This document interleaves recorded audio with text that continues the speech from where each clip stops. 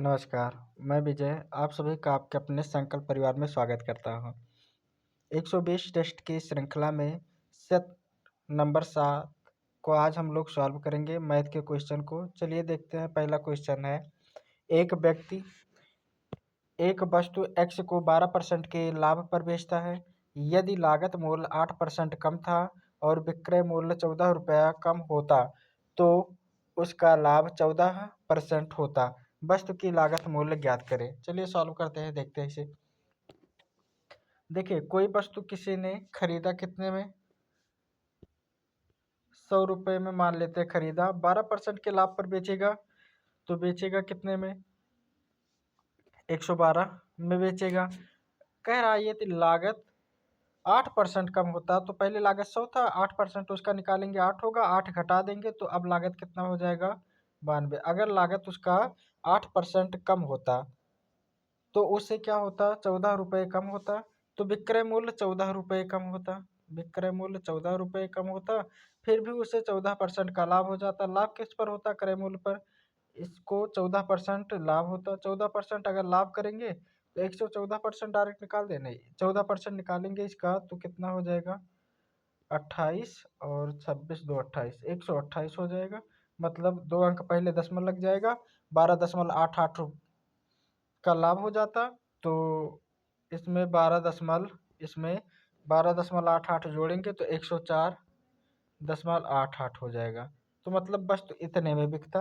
पहले बिक रहा था 112 में, अब बिक रहा है इतने में, तो कितना घट गया, कितना यूनिट, 7.12 यूनिट घट गया। और यही किसके बराबर है, 14 के बराबर है। काट देते हैं, बटे क्या, 1 यूनिट बराबर क्या हो जाएगा, 1 यूनिट बराबर अगर निकालना चाहे तो 14/7.12 हो जाएगा। इसे काटेंगे तो कितनी बार जाएगा, 7 दूनी 14, लगभग दशमलव हटा देते हैं। दशमलव हटाएंगे तो ये 1400 हो जाएगा। तो लगभग कितनी बार जाएगा, ये 200 के करीब होना चाहिए। तो 196.63 के करीब जाएगा लगभग ये। तो सी ऑप्शन सही है। अगला क्वेश्चन,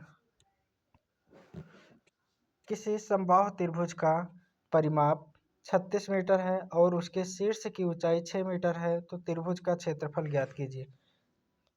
चलिए देखते हैं इस सवाल को। समबाहु त्रिभुज की सभी भुजाएं बराबर होती है। अगर परिमाप उसका कितना दे रखा है, 36 दे रखा है, तो 3 से भाग देंगे, पता चल जाएगा एक भुजा।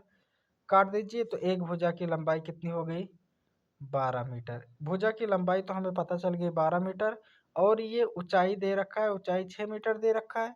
अगर ऊंचाई 6 मीटर दे रखा है तो हमें पता है त्रिभुज के क्षेत्रफल का फार्मूला क्या होता है, 1/2 गुणे बेस गुणे हाइट, बेस गुणे हाइट, यही होता है फार्मूला।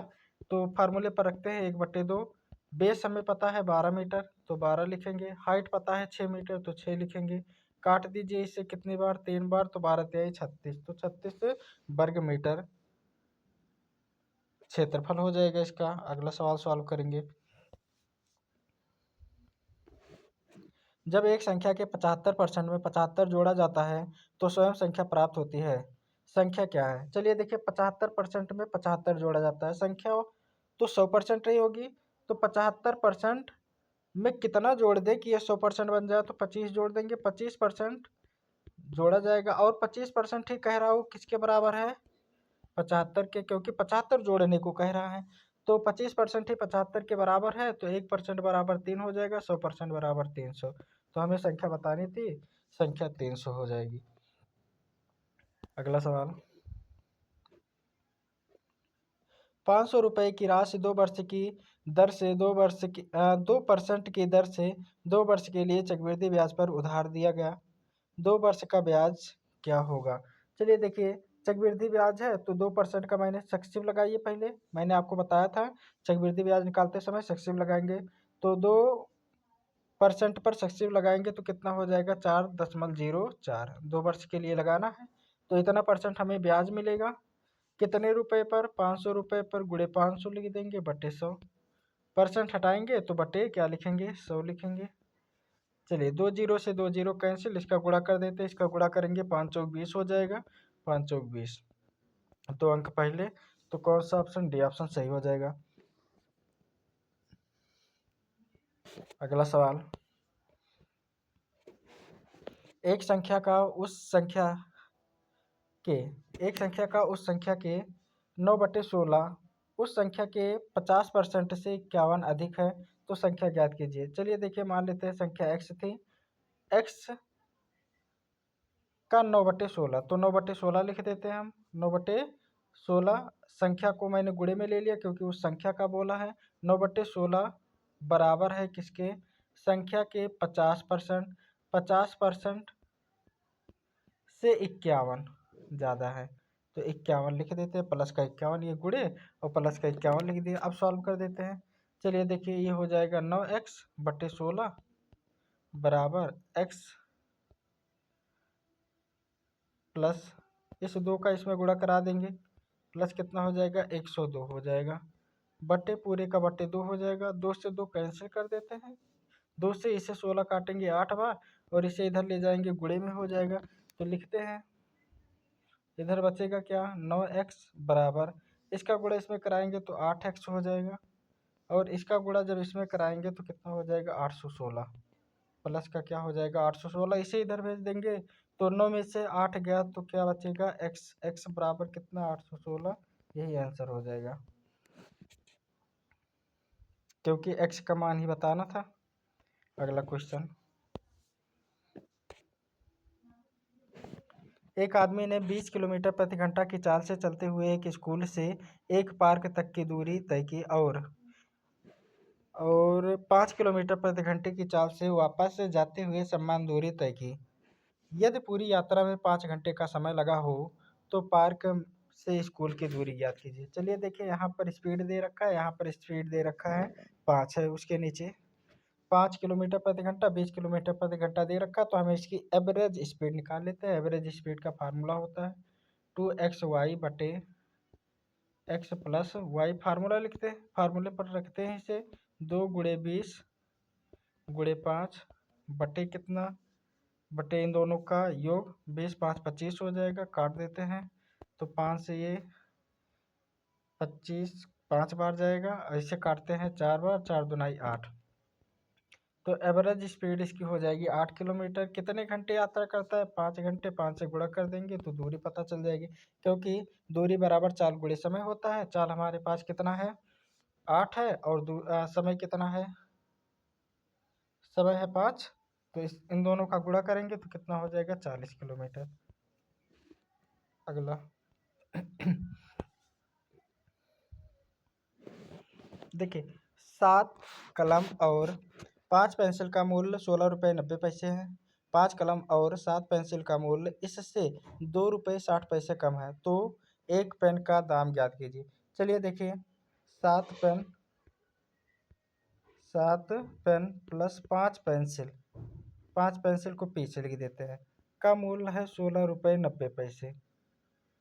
अब कह रहा है 5 पेन और 7 पेंसिल का मूल्य 2 रुपये 60 पैसे कम है। इसमें से 2 रुपये 60 पैसे घटा देते हैं तो ये कितना रहा होगा? 14 रुपये 30 पैसे रहा होगा। यही रहा होगा ना। इन्हें एक बार जोड़ेंगे, एक बार घटाएंगे। अगर जोड़ेंगे तो ये आएगा 12, कॉमन हो जाएगा, P प्लस पेन प्लस हो जाएगा पेंसिल, बराबर जोड़ेंगे तो ये कितना हो जाएगा? 30 1 31.2। 12 से काटेंगे तो ये कितनी बार जाएगा? 2 बार और 6 बार, तो 2.6 आ जाएगा। तो एक पेंसिल और एक पेन का मूल्य है 2 रुपये 6 पैसे या 2 रुपये 60 पैसे। अब इसे एक बार घटा लेते हैं, इसे घटाएंगे, एक बार जोड़े हैं एक बार घटा लेते हैं। अगर घटाएंगे तो क्या होगा? 2, यहाँ पर देखिए 7 में से 5 गया तो 2 बचेगा, यहाँ पर 5 में से 7 जाएगा तो माइनस का बचेगा, तो यहाँ पर 2 पेन हो जाएगा माइनस पेंसिल, बराबर 16 में से इसे घटाएंगे 14 को तो कितना हो जाएगा? 2.6। 2.6, इसे 2 से काट देते हैं। 2 से काटेंगे तो कितना आ जाएगा? ये 2 से काटेंगे तो 1.3 आ जाएगा। अब देखिए, हमारे पास एक पेंसिल माइनस एक पेन बराबर 1.3 है। एक पेंसिल और एक पेन जब प्लस करते हैं तो 2.6 है। यहाँ से देखिए पेंसिल पेंसिल कैंसिल कर देंगे तो ये क्या आ जाएगा 2 पेन। 2 पेन का मूल्य क्या आ जाएगा, इधर जोड़ देंगे तो ये 39 मतलब 3.9 आ जाएगा। 2 से काटेंगे तो कितना 1 तो 18 19 दूनाई 38 5 आ जाएगा 95 1.95 सही हो जाएगा। तो ऑप्शन नंबर 3 इसका सही है। अगला क्वेश्चन, चलिए इसका मान ज्ञात करना है तो सॉल्व कर लेते हैं। इस पर डिजिटल सम लगा देते हैं हम लोग, मतलब सभी अंकों को जोड़ लेते हैं। इन्हें जोड़ेंगे तो कितना होगा, देखिए इन्हें जोड़ेंगे तो इनका योग कितना होगा 8 2 10 5 15। 15 को फिर से जोड़ेंगे तो 6 हो जाएगा गुणे इन्हें जोड़ते हैं कितना हो जाएगा तो ये 4 हो जाएगा प्लस इन्हें जोड़ेंगे 11 ये भी 11। 11 को फिर से जोड़ेंगे 2 2 2 4 हो जाएगा। अब ये कितना हो जाएगा गुणे करेंगे तो 9 तो कैंसिल हो गया 7 5 12 1 13 का मतलब 4 हो जाएगा। 4 चौक 16 ये 7 हो जाएगा प्लस ये हो जाएगा 6 चौक 24 मतलब 6। इनको फिर से जोड़ेंगे तो कितना हो जाएगा 6 6 12 1 13। 13 को जोड़ेंगे फिर से 4। डिजिटल सम 4 आना चाहिए तो डिजिटल सम 4 इसका है और देख लेते हैं किसका है। और 7 2 9 5 3 8 1 9 इसका नहीं है। इसका 9 कैंसिल हुआ 5 4 9 ये भी नहीं है।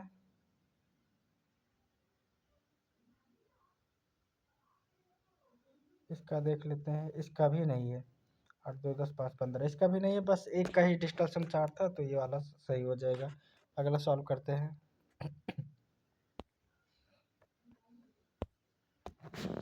एक आयताकार समांतर चतुर्भुज की लंबाई 5 मीटर, चौड़ाई 4 मीटर और ऊंचाई 3 मीटर है। पृष्ठीय क्षेत्रफल ज्ञात कीजिए। चलिए देखिए ये मतलब घनाभ है। घनाभ का पृष्ठीय क्षेत्रफल का फार्मूला होता है 2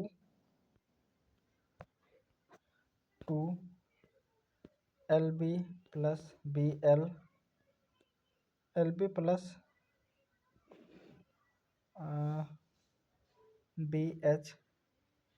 BH प्लस HL ये फार्मूला होता है, मतलब सबका गुणा करना है।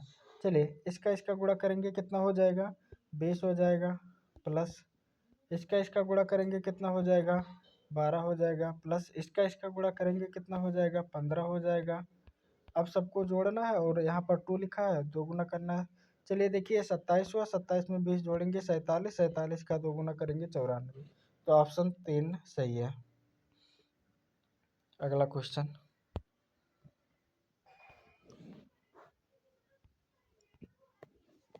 एक संख्या में 6 जोड़ा जाता है। यदि योग में 6 से गुणा किया जाए तथा गुणनफल को 13 से विभाजित किया जाए तथा भागफल में 7 घटाए जाने पर यदि शेष 5 हो तो तो संख्या ज्ञात कीजिए। चलिए देखिए कह रहा है एक संख्या को मान लेते हैं x में 6 जोड़ दिया गया।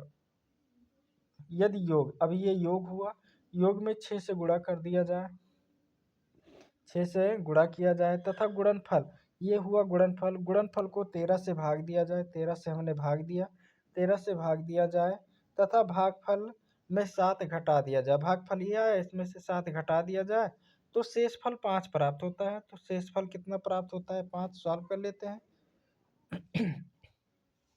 इससे पहले इसमें गुणा करेंगे उसके बाद इसे उधर भेज देंगे, इधर भेज देंगे बाद में। तो चलिए गुणा कर लेते हैं। तो ये हो जाएगा 6x प्लस 6 गुणे 6 करेंगे 36 हो जाएगा। अब इसका गुणा इसमें कर देते हैं। इसका गुणा अगर इसमें करेंगे तो कितना हो जाएगा 91 माइनस 91 बराबर, अब इसे इधर डायरेक्ट भेज देते हैं तो हो जाएगा 65। सॉल्व करेंगे इसे इधर भेजेंगे तो ये जाकर उधर जुड़ जाएगा तो ये हो जाएगा 96 और ये 156 कितना हो जाएगा 156। इधर बचेगा क्या 6x प्लस 30 36। 36 को उधर भेजेंगे तो माइनस हो जाएगा तो 6x बराबर क्या हो जाएगा 36 घटाएंगे तो 120। 120 को 6 से काटेंगे तो कितनी बार जाएगा 20 बार। तो x का मान 20 मतलब वो संख्या 20 थी। अगला क्वेश्चन,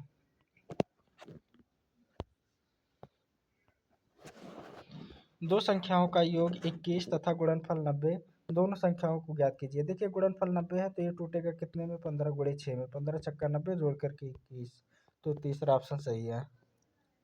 अगला क्वेश्चन, एक परीक्षा में 80% छात्र भौतिक विज्ञान में, 70% छात्र रसायन विज्ञान में उत्तीर्ण हुए, जबकि 15% छात्र दोनों ही विषयों में अनुत्तीर्ण हुए। यदि, अब देखिए अनुत्तीर्ण दिया है दोनों में, तो अनुत्तीर्ण से सवाल को सॉल्व करेंगे। देखते हैं, दो गोला हम बनाते हैं या दो वृत्त बनाएंगे। इसमें देखिए भौतिक मतलब फिजिक्स और केमिस्ट्री दो सब्जेक्ट है, दोनों में कितने फेल हुए, 15% दोनों में फेल हुए, दोनों में 15% फेल हुए, तो इन्हें लिख देते हैं 15%। अच्छा, इसमें 80 अगर पास हुए हैं फिजिक्स में, तो फेल कितने हुए होंगे, 20। तो इस वृत्त में 20 आना चाहिए, तो यहाँ पर क्या लिख दें, पूरे वृत्त में 20 आना चाहिए था, 15 यहाँ पर है तो ये 5 होगा, तभी 20 बनेगा। ये 70% अगर पास हुए हैं तो 30% फेल हुए होंगे, 15 यहाँ पर है तो 15 ये भी कर देते हैं, 15 15 30 हो जाएगा। चलिए देखिए ओवरऑल कितने पास हुए हैं, 15 15 30 5 35 पास हुए, फेल हुए हैं तो कितने पास हुए होंगे, 65 पास हुए होंगे। कह रहा है यदि इतने छात्र दोनों विषयों में उत्तीर्ण हुए, हमारे अनुसार 65% है, 65% ही किसके बराबर है, 325 के। ये तो कितनी बार ये जाएगा, तो 50 25 5 36, बिल्कुल 5 बार जाएगा, तो 1% बराबर 5 हुआ, तो 100% बराबर 500 हो जाएगा। डी ऑप्शन सही है। अगला सवाल सॉल्व करेंगे।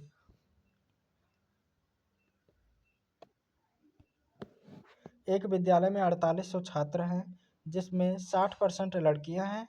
विद्यालय में लड़कों की संख्या ज्ञात कीजिए। देखिए 60% अगर लड़कियां हैं तो 40% लड़के होंगे, 40% निकाल देते हैं 4800 का। 4800 का 40% निकालेंगे, परसेंट हटाएंगे, नीचे 100 हो जाएगा, दो जीरो से दो जीरो कैसे, 4 8 32, इकाई जीरो के बाद 2 आना चाहिए, इसमें है। अगला क्वेश्चन,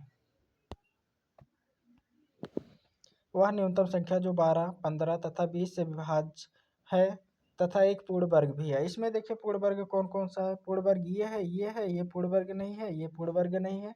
लेकिन ये संख्या देखिए किससे, 3 से ही विभाज्य नहीं, तो 12 से क्या विभाज्य होगा, ये गलत है, मतलब दूसरा ऑप्शन सही है, तो ऑप्शन से ही खत्म हो जाएगा ये। अगला क्वेश्चन, वह छोटी से छोटी संख्या जिसे 8 9 12 तथा 15 से भाग देने पर हमेशा शेषफल 1 बचता है। इनका एलसीएम निकालते हैं, इनका एलसीएम हो जाएगा 360, शेषफल 1 बचता है, 1 जोड़ देंगे तो वो संख्या क्या होगी, 361। अगला क्वेश्चन,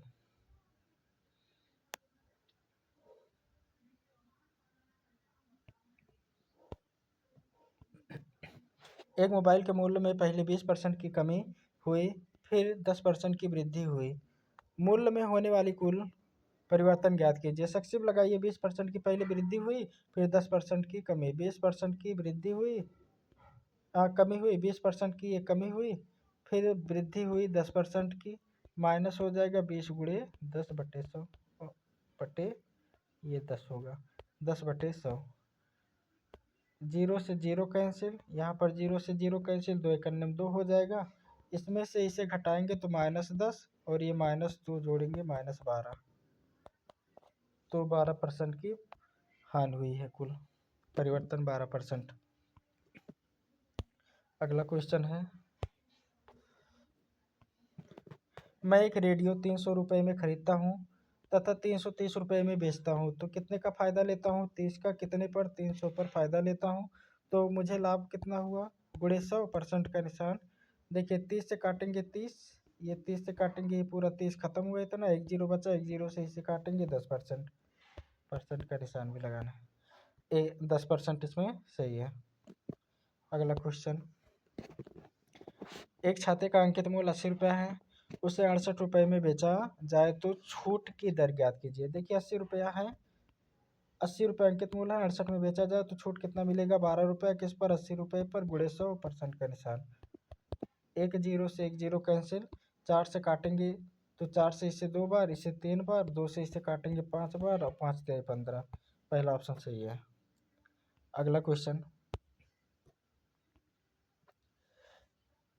देखिए ये ग्राफ है, ग्राफ तो बना नहीं इसमें, तो इसे सेट करके क्लास में ही बता देंगे।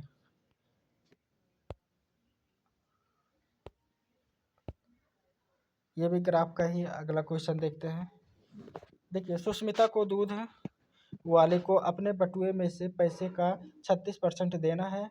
वह दूध वाले को 1152 रुपये देती है। उसके बटुए में कितने पैसे हैं?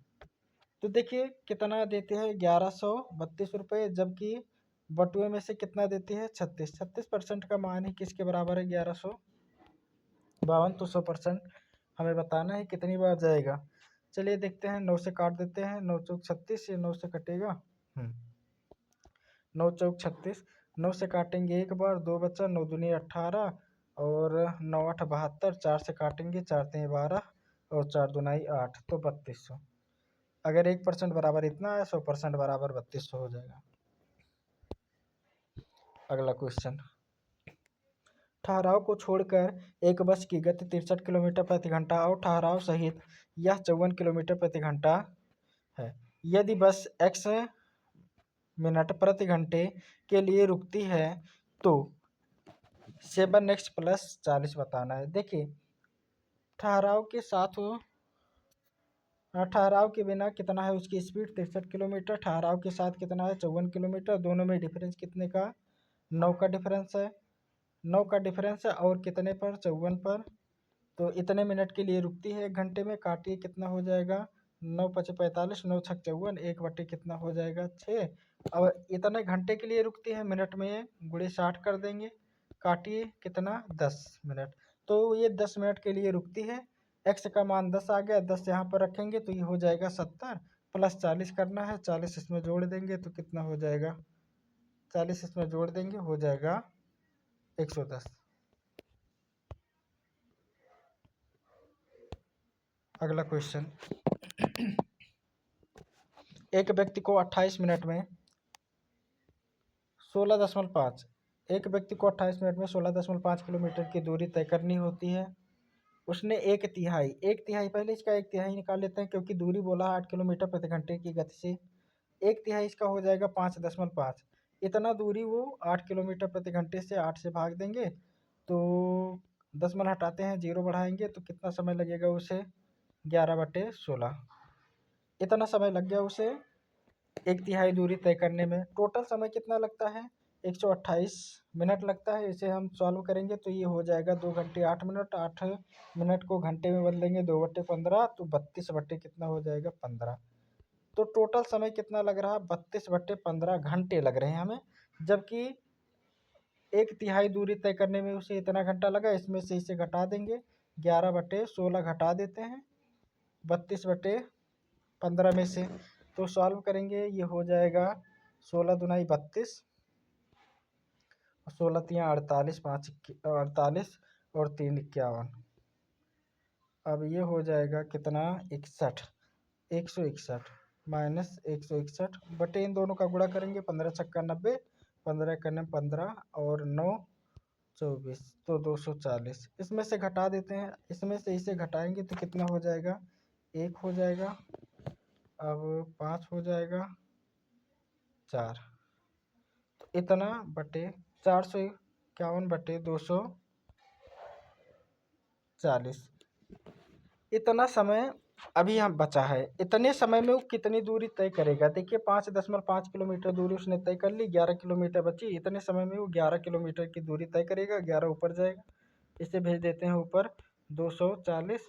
11 से काटेंगे इसे कितनी बार, ये 11 से 41 बार, और 41 से इसे काटेंगे तो 4 6 24, लगभग 6.5 किलोमीटर प्रति घंटा स्पीड हो जाएगी। अगला क्वेश्चन,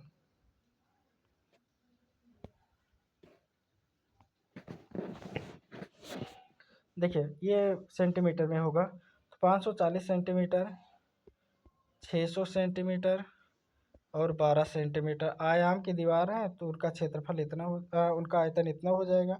इसमें ईंट से बनाने हैं, ईंट की चौड़ाई और लंबाई, ऊंचाई दे रखा है, 12 दे रखा है, 10 दे रखा है और 15 दे रखा है। 10 और 15 भाग देते हैं, 12 से 12 कैंसिल हो जाएगा, 15 से इसे काटेंगे, 15 चौका 60, 40 बार जाएगा, और 0 से 0 कैंसिल, 4 का गुणा इसमें करेंगे, 4 चौक 16, 0 के बाद 6 आना चाहिए, इसमें भी है, इसमें भी है। चलिए देखते हैं, 4 चौक 16 हो जाएगा, 4 पंचे 20 और 1 21 हो जाएगा, तो 2160 सही हो जाएगा। अगला क्वेश्चन संख्या 5, पी को क्यू के परिणाम मतलब भागफल और 3 के शेष फल के साथ विभाजित करते हैं। संख्या 5 क्यू को 3 के शेषफल परिणाम और 3 के परिणाम और एक शेष के साथ विभाजित करती है। पे का मान ज्ञात कीजिए। चलिए देखते हैं। संख्या 5 है। देखिए भागफल को क्यों लिखा जाएगा, पी क्या है, भाज्य है, पी को भाज्य से लिखेंगे पी को भाज्य से लिखेंगे, क्यू को भागफल लिखेंगे। तो देखिए और ये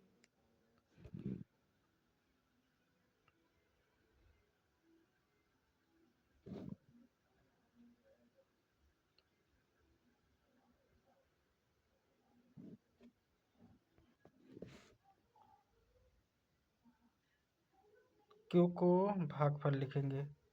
चलिए देखिए ये क्या करेंगे, हम क्यू का मान निकालने के लिए इन दोनों का गुणा कर देंगे और एक शेष जोड़ेंगे, तो 5 3 15 1 16। क्यू का मान निकल गया 16। यहाँ से क्यू का मान अगर 16 निकल गया तो पे का मान निकालना है। पे का मान निकालना है तो इन दोनों का गुणा और रिमाइंडर जोड़ देंगे, तो कितना हो जाएगा 16 पंचे 80, 16 पंचे 80, 3 83, उसमें 3 जोड़ देंगे रिमाइंडर, तो कितना हो जाएगा 83। तीसरा सही होना चाहिए। पे का मान कितना हो जाएगा 83। अगला क्वेश्चन देखते हैं।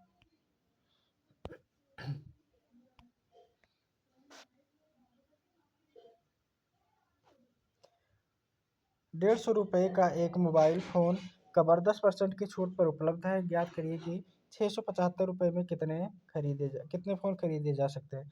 चलिए देखिए 150 रुपया है, 10% की छूट है तो ये बिकेगी कितने में, 90 में बटे 100। तो एक का सेलिंग प्राइस क्या होगा, 15 नमा 135, 135 रुपये एक कवर का मूल्य होगा। 675 में कितने बेचने हैं, 13 पच्चे 65, 5 बार ये जाएगा, तो 5 कवर बेचे जा सकते हैं। अगला एक किसी कार्य का 4/5 भाग 36 दिन में, देखिए 4/5 भाग कितने दिन में करता है, 36 दिन में करता है। 4 से इसे काटेंगे, 4 9 36 और इसे इधर भेजेंगे तो कितना हो जाएगा 45। तो ए 45 दिन में पूरा कर सकता है। इसी प्रकार से बी का भी निकालेंगे, तो 2 से काटेंगे इसे, कितने बार जाएगा 12, 12 पंचे 60, बी 60 दिन में पूरा कर सकता है। कह रहा है एक साथ काम करके दोनों कितने घंटे में काम खत्म कर सकते हैं। पहले इनका एल्शियम लेंगे, इनका एल्शियम हो जाएगा 90, 180 हो जाएगा, तो 180 हो जाएगा। काटेंगे 4 बार, इसे काटेंगे 3 बार, तो 4 3 7, 7 से भाग देंगे तो 180/7 घंटे में मिलकर काम कर सकते हैं। अगला अमित ने 7,50,000 रुपये में एक भूखंड खरीदा। यदि इसका मूल्य 10% प्रतिवर्ष की दर से बढ़ता है तो 2 वर्ष बाद भूखंड का मूल्य ज्ञात कीजिए। चलिए देखिए 10% बढ़ता है तो 10% का फ्रैक्शन वैल्यू होता है 1/10, 10 से कितना हो जाता है 11 हो जाता है। दूसरे वर्ष भी 10 से 11 हो जाता है। इसका मूल्य कितना हमारे अनुसार आया 100 यूनिट, और यही किसके बराबर दे रखा है, 7,75,000 के बराबर दे रखा है। 2 जीरो से 2 जीरो कैंसिल, तो अंत में इधर देख लेते हैं कितना आएगा, 121 यूनिट का मान बताना है। इसमें गुणा करेंगे तो 2 जीरो आएगा, 3 जीरो वाले ख़त्म करिए पहले। इकाई अंक 5 आएगा, बिल्कुल 5 तो दोनों में है। और गुणा करते हैं 121 पंचे 105, मतलब ये हो जाएगा 805, 805 हो जाएगा, 80 रिमाइंडर, और 7 बार गुणा करेंगे 147। ये अच्छा ये 600 होगा, 600 मतलब 60 रिमाइंडर होगा। 605 60 रिमाइंडर, 147 में 60 जोड़ेंगे तो 147 207, 207 और ये 7 907 हो जाएगा। तो ये वाला ऑप्शन सही होना चाहिए। अगला क्वेश्चन, बस ये समाप्त हो चुका है।